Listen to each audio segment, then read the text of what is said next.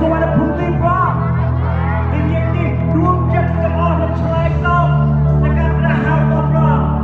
ដួងចិត្តទាំងអស់នឹងទទួលព្រមជាម្ចាស់នៃជីវិតរបស់លោកទាំងអស់គ្នា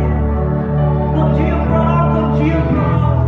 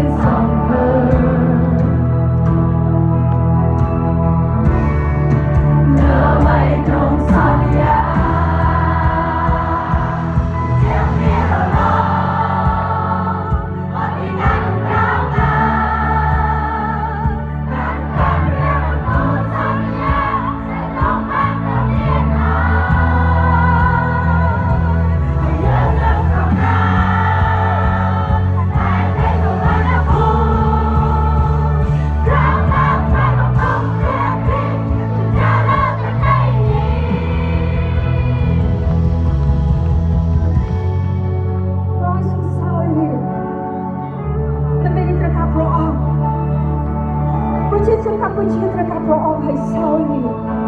សូមបានគង់នៅទីនេះជាមួយជាព្រះ